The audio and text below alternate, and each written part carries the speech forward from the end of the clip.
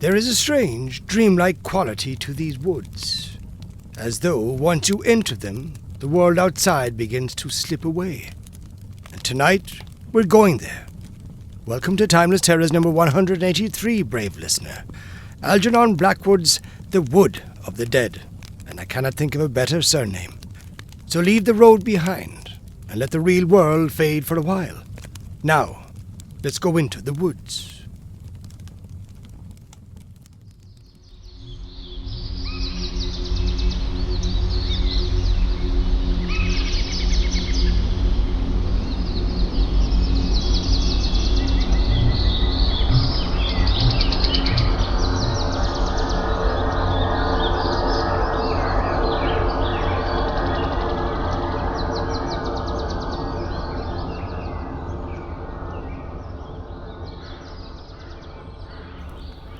One summer, in my wanderings with a knapsack, I was at luncheon in the room of a wayside inn in the western country when the door opened and there entered an old rustic who crossed close to my end of the table and sat himself down very quietly in the seat by the bow window.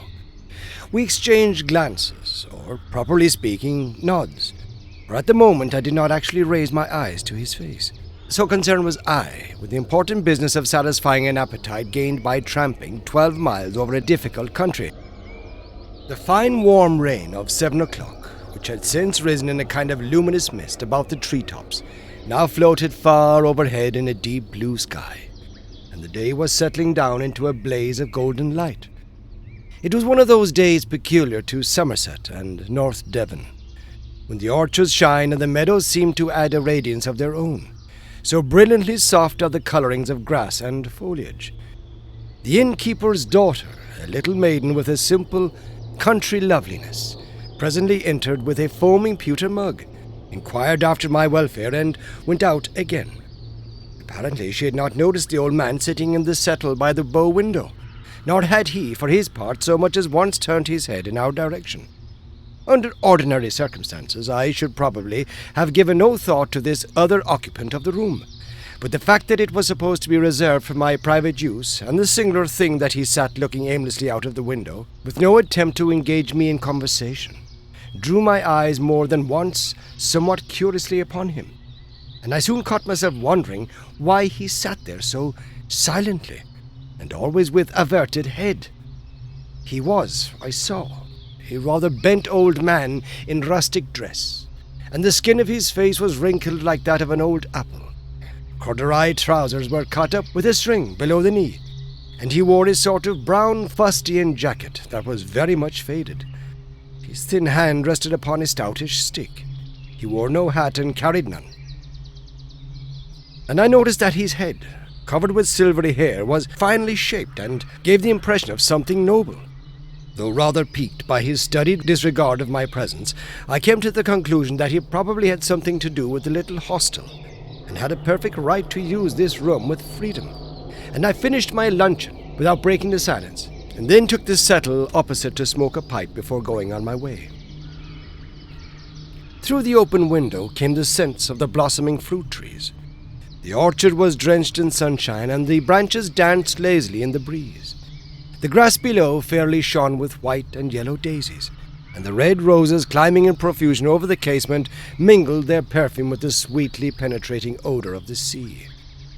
It was a place to dawdle in, to lie and dream away a whole afternoon, watching the sleepy butterflies and listening to the chorus of birds which seemed to fill every corner of the sky. Indeed, I was already debating in my mind whether to linger and enjoy it all, instead of taking the strenuous pathway over the hills, when the old rustic in the settle opposite suddenly turned his face towards me for the first time, and began to speak. His voice had a quiet, dreamy note in it that was quite in harmony with the day and the scene, but it sounded far away, I thought, almost as though it came to me from outside where the shadows were weaving their eternal tissue of dreams upon the garden floor. Moreover, there was no trace in it of the rough quality one might naturally have expected.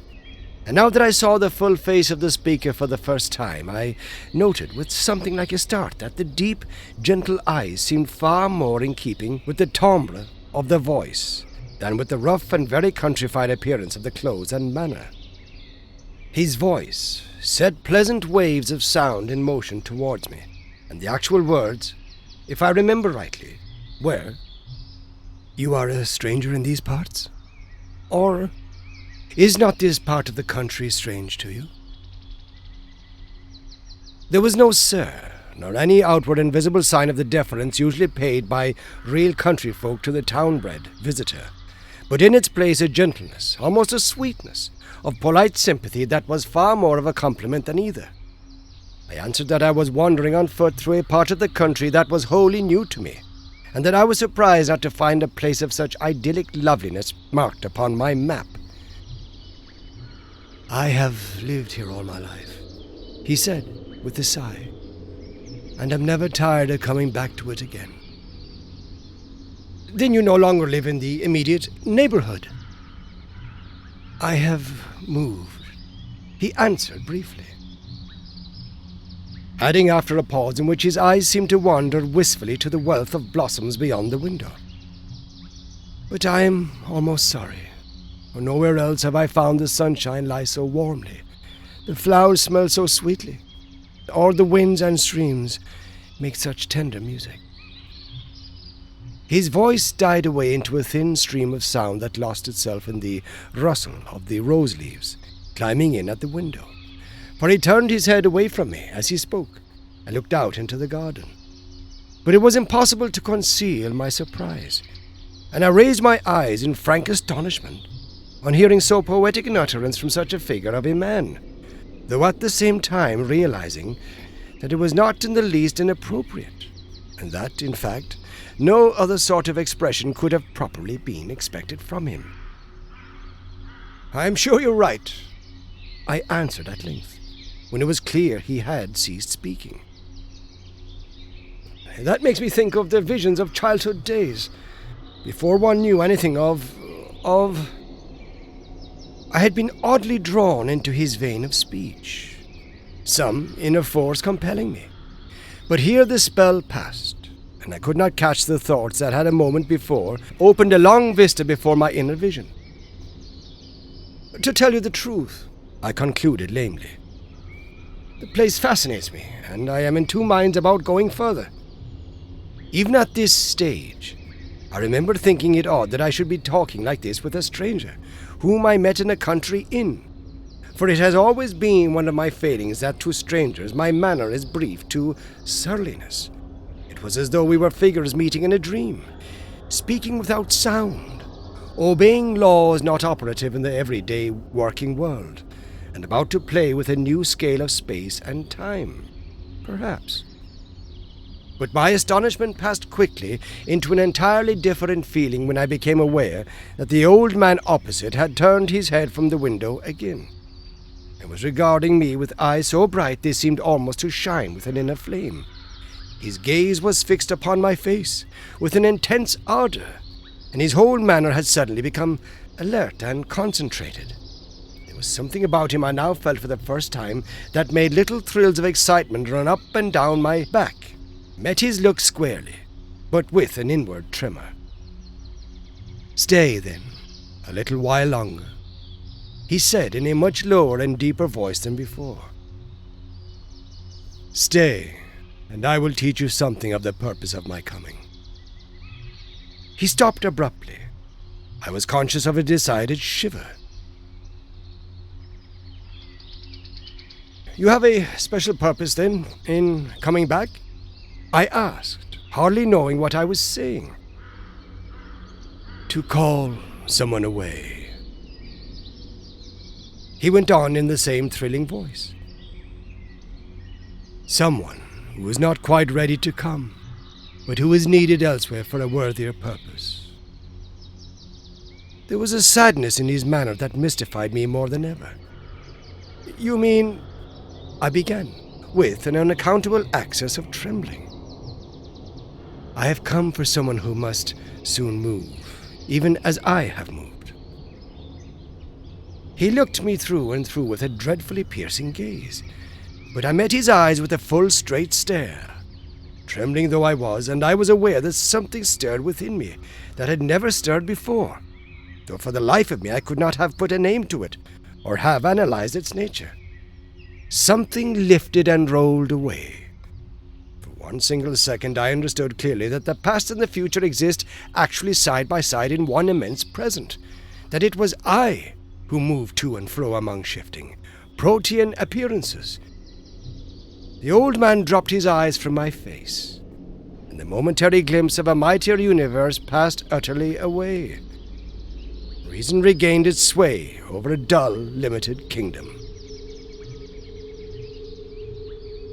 "Come, tonight," I heard the old man say.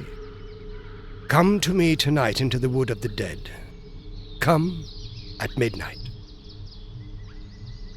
Involuntarily, I clutched the arm of the settle for support, for I then felt that I was speaking with someone who knew more of the real things that are and will be than I could ever know while in the body, working through the ordinary channels of sense, and this curious half-promise of a partial lifting of the veil had its undeniable effect upon me.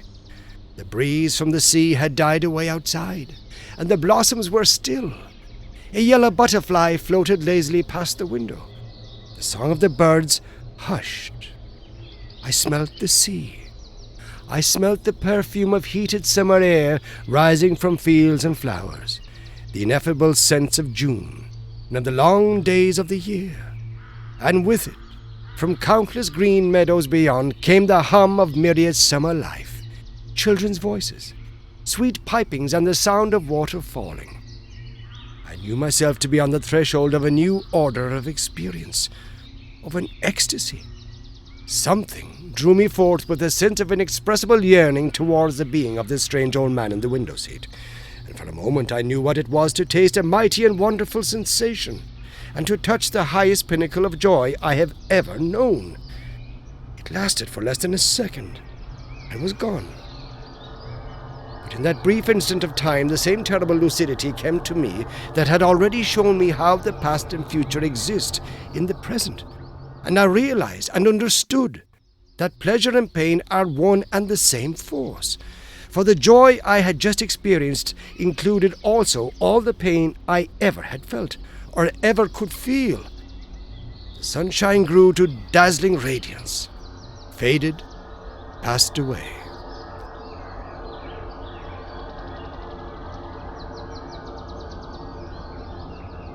The shadows paused in their dance upon the grass, deepened a moment, and then melted into air. The flowers of the fruit trees laughed with their little silvery laughter as the wind sighed over their radiant eyes, the old, old tale of its personal love. Once or twice a voice called my name. A wonderful sensation of lightness and power began to steal over me. Suddenly the door opened and the innkeeper's daughter came in. By all ordinary standards, hers was a charming country loveliness, born of the stars and wild flowers, of moonlight shining through autumn mists upon the river and the fields. Yet, by contrast, with the higher order of beauty I had just momentarily been in touch with, she seemed almost ugly. How dull her eyes, how thin her voice, how vapid her smile, and insipid her whole presentment.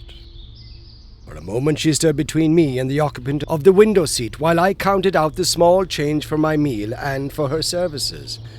But when, an instant later, she moved aside, I saw that the settle was empty, that there was no longer anyone in the room but our two selves. The discovery was no shock to me. Indeed, I had almost expected it, and the man had gone just as a figure goes out of a dream, causing no surprise and leaving me as part and parcel of the same dream without breaking of continuity. Coming closer to my chair with a little nervous movement of genuine alarm, and adding in a lower voice, "He comes before a death, they say." It was not difficult to induce the girl to talk, and the story she told me, shorn of the superstition that had obviously gathered with the years round the memory of a strangely picturesque figure, was an interesting and peculiar one.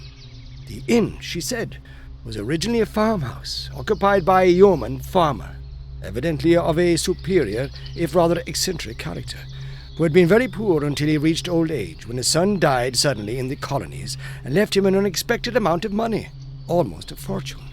The old man thereupon altered no whit his simple manner of living, but devoted his income entirely to the improvement of the village, and to the assistance of its inhabitants. He did this quite regardless of his personal likes and dislikes, as if one and all were absolutely alike to him, objects of a genuine and impersonal benevolence. People had always been a little afraid of the man, not understanding his eccentricities, but the simple force of this love for humanity changed all that in a very short space of time, and before he died he came to be known as the father of the village, and was held in great love and veneration by all. A short time before his end, however, he began to act queerly. He spent his money just as usefully and wisely, but the shock of sudden wealth after a life of poverty, people said, had unsettled his mind. He claimed to see things that others did not see, to hear voices, and to have visions. Evidently, he was not of the harmless, foolish, visionary order, but a man of character and of great personal force.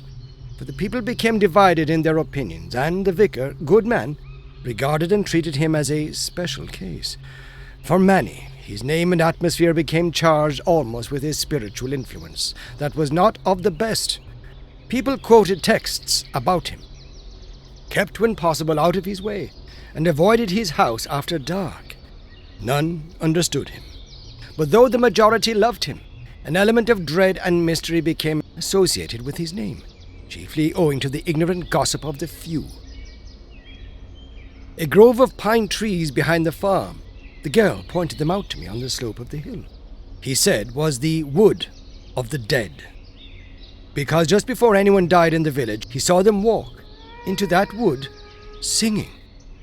None who went in ever came out again. He often mentioned the names to his wife, who usually published them to all the inhabitants within an hour of her husband's confidence, and it was found that the people he had seen enter the wood died. On warm summer nights he would sometimes take an old stick and wander out, hatless, under the pines, for he loved this wood, and used to say he met all his old friends there, and would one day walk in there, never to return. His wife tried to break him gently off this habit, but he always had his own way, and once, when she followed and found him standing under a great pine in the thickest portion of the grove, talking earnestly to someone she could not see, he turned and rebuked her very gently, but in such a way that she never repeated the experiment, saying, "You should never interrupt me, Mary, when I am talking with the others, for they teach me, remember, wonderful things, and I must learn all I can before I go to join them."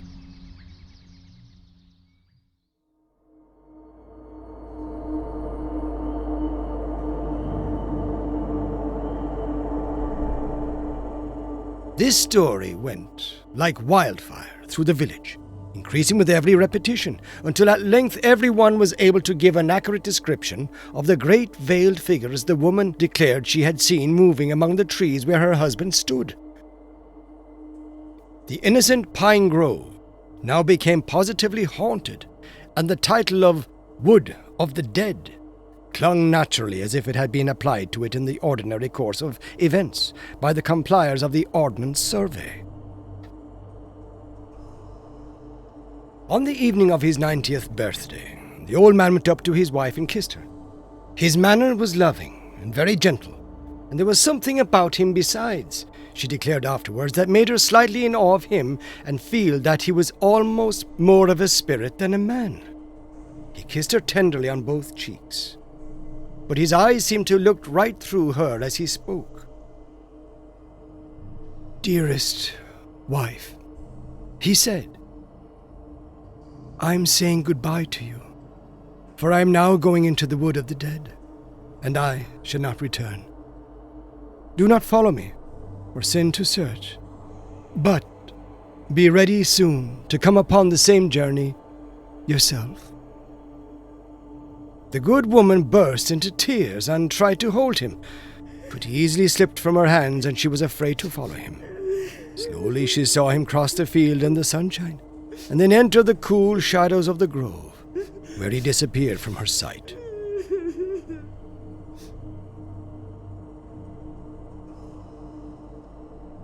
That same night, much later, She woke to find him lying peacefully by her side in bed, with one arm stretched out towards her. Dead. Her story was half believed, half doubted at the time, but in a very few years afterwards it evidently came to be accepted by all the countryside. A funeral service was held to which the people flocked in great numbers, and everyone approved of the sentiment which led the widow to add the words, "the father of the village," after the usual text which appeared upon the stone over his grave. This, then, was the story I pieced together of the village ghost, as the little innkeeper's daughter told it to me that afternoon in the parlour of the inn. "But you're not the first to say you've seen him," the girl concluded. "And your description is just what we've always heard. That window, they say, was just where he used to sit and think when he was alive, and sometimes, they say, to cry for hours together." "And would you feel afraid if you had seen him?" I asked, for the girl seemed strangely moved and interested in the whole story. "I think so," she answered timidly. "Surely, if he spoke to me, he did speak to you, didn't he, sir?" she asked after a slight pause. "He said he had come for someone." "Come for someone?" she repeated. "Did he say—" She went on falteringly. "No, he did not say for whom," I said quickly, noticing the sudden shadow on her face and the tremulous voice. "Are you really sure, sir?" "Oh, quite sure," I answered cheerfully. "I did not even ask him." The girl looked at me steadily for nearly a whole minute, as though there were many things she wished to tell me or to ask, but she said nothing. Presently picked up her tray from the table and walked slowly out of the room. Instead of keeping to my original purpose and pushing on to the next village over the hills, I ordered a room to be prepared for me at the inn. And that afternoon I spent wandering about the fields and lying under the fruit trees, watching the white clouds sailing out over the sea. The wood of the dead I surveyed from a distance, but in the village I visited the stone erected to the memory of the father of the village, who was thus evidently no mythical personage, and saw also the monuments of his fine, unselfish spirit, the schoolhouse he built, the library, the home for the aged poor, and the tiny hospital. That night, as the clock in the church tower was striking 11:30, I stealthily left the inn and crept through the dark orchard and over the hayfield in the direction of the hill, whose southern slope was clothed with the wood of the dead. A genuine interest impelled me to the adventure, but I also was obliged to confess to a certain sinking in my heart as I stumbled along over the field in the darkness, for I was approaching what might prove to be the birthplace of a real country myth, and a spot already lifted by the imaginative thoughts of a considerable number of people into the region of the haunted and ill-omened. The inn lay below me, and all round it the village clustered in a soft black shadow, unrelieved by a single light. The night was moonless, yet distinctly luminous, for the stars crowded the sky. The silence of deep slumber was everywhere, so still indeed that every time my foot kicked against a stone, I thought the sound must be heard below in the village and waken the sleepers. I climbed the hill slowly, thinking chiefly of the strange story of the noble old man, who had seized the opportunity to do good to his fellows the moment it came his way, wondering why the causes that operate ceaselessly behind human life did not always select such admirable instruments. Once or twice a night bird circled swiftly over my head, but the bats had long since gone to rest, and there was no other sign of life stirring. Then, suddenly, with a singular thrill of emotion, I saw the first trees of the wood of the dead rise in front of me in a high black wall. Their crests stood up like giant spears against the starry sky, and though there was no perceptible movement of the air on my cheek, I heard a faint rushing sound among their branches as a night breeze passed to and fro over their countless little needles. A remote, hushed murmur rose overhead and died away again almost immediately. For in these trees the wind seems to be never absolutely at rest, and on the calmest day there is always a sort of whispering music among their branches. For a moment I hesitated on the edge of this dark wood, and listened intently. Delicate perfumes of earth and bark stole out to meet me. Impenetrable darkness faced me. Only the consciousness that I was obeying an order, strangely given, and including a mighty privilege, enabled me to find the courage to go forward and step in boldly under the trees. Instantly the shadows closed in upon me, and something came forward to meet me from the center of the darkness. It would be easy enough to meet my imagination halfway with fact, and say that a cold hand grasped my own, and led me by invisible paths into the unknown depths of the grove. But at any rate, without stumbling, and always with the positive knowledge that I was going straight towards the desired subject, I pressed on confidently and securely into the wood. So dark was it that at first not a single star beam pierced the roof of branches overhead. And as we moved forward side by side, the trees shifted silently past us in long lines, row upon row, squadron upon squadron, like the units of a vast soundless army. And at length we came to a comparatively open space, where the trees halted upon us for a while, and looking up, I saw the white river of the sky beginning to yield to the influence of a new light that now seemed spreading swiftly across the heavens.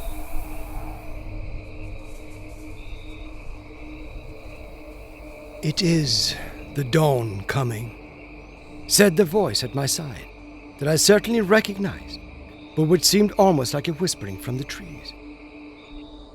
"And we are now in the heart of the wood of the dead." We seated ourselves on a moss-covered boulder and waited the coming of the sun. With marvelous swiftness, it seemed to me, the light in the east passed into the radiance of early morning, and when the wind awoke and began to whisper in the treetops, the first rays of the risen sun fell between the trunks and rested in a circle of gold at our feet.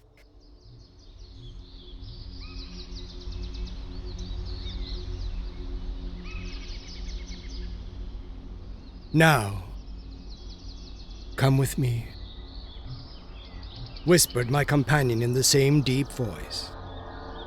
"For time has no existence here, and that which I would show you is already there." We trod gently and silently over the soft pine needles. Already the sun was high over our heads, and the shadows of the trees coiled closely about their feet. The wood became denser again, but occasionally we passed through little open bits where we could smell the hot sunshine and the dry, baked pine needles.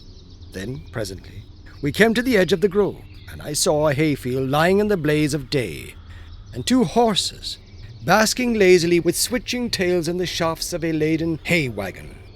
So complete and vivid was the sense of reality that I remembered the grateful realization of the cool shade, where we sat and looked out upon the hot world beyond. The last pitchfork had tossed up its fragrant burden, and the great horses were already straining in the shafts after the driver, as he walked slowly in front, with one hand upon their bridles. He was a stalwart fellow, with sunburnt neck and hands. Then, for the first time, I noticed, perched aloft upon the trembling throne of hay, the figure of a slim young girl. I could not see her face, but her brown hair escaped in disorder from a white sun bonnet, and her still browner hands held a well-worn hay rake. She was laughing and talking with the driver, and he from time to time cast up at her ardent glances of admiration, glances that won instant smiles and soft blushes in response. The cart presently turned into the roadway that skirted the edge of the wood where we were sitting. I watched the scene with intense interest, and became so much absorbed in it that I quite forgot the manifold strange steps by which I was permitted to become a spectator. "Come down and walk with me," cried the young fellow, stopping a moment in front of the horses and opening wide his arms. "Jump! I'll catch you!" Oh, she laughed, and her voice sounded to me as the happiest, merriest laughter I'd ever heard from a girl's throat. Oh, that's all very well, but remember, I'm queen of the hay, and I must ride." "Then I must come and ride beside you," he cried, and began at once to climb up by way of the driver's seat.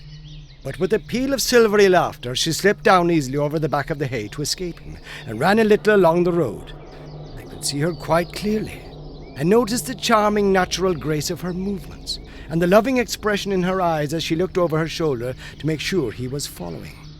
Evidently she did not wish to escape for long, certainly not forever, and in 2 strides the big brown swain was after her, leaving the horses to do as they pleased. Another second, and his arms would have caught the slender waist and pressed the little body to his heart. But just at that instant, the old man beside me uttered a peculiar cry. It was low and thrilling, and it went through me like a sharp sword.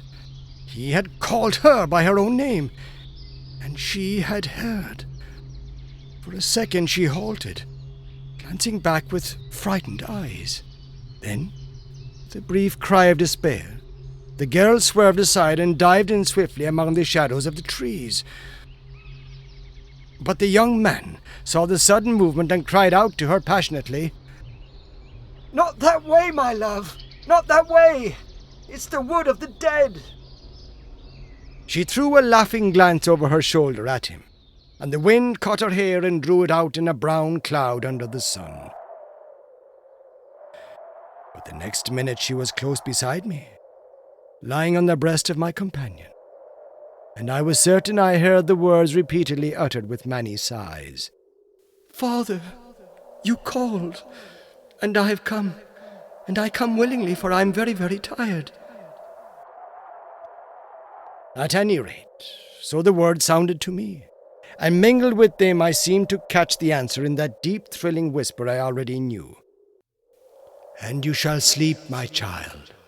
Sleep for a long, long time, until it is time for you to begin the journey again." In that brief second of time, I had recognized the face and voice of the innkeeper's daughter. But the next minute a dreadful wail broke from the lips of the young man, and the sky grew suddenly as dark as night. The wind rose and began to toss the branches about us, and the whole scene was swallowed up in a wave of utter blackness. Again the chill fingers seemed to seize my hand, and I was guided by the way I had come to the edge of the wood, and crossing the hayfield still slumbering in the starlight, I crept back to the inn and went to bed.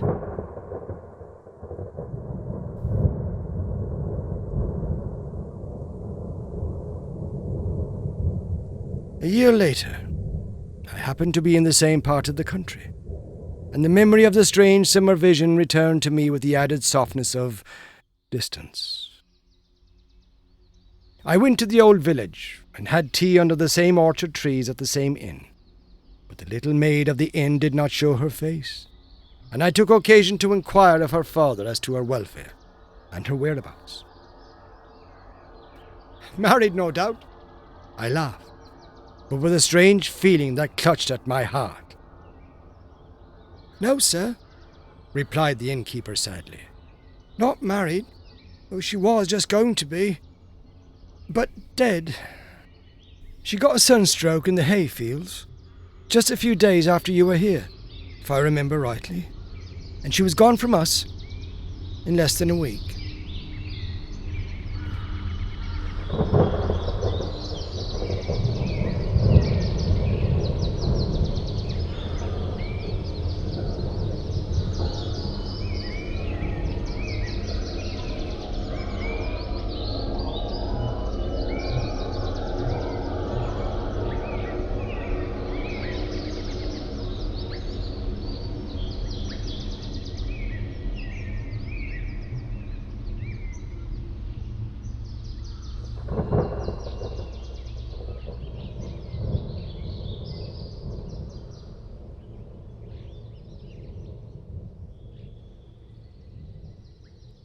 And so, dear listener, we leave the woods behind, though perhaps they are not quite finished with us.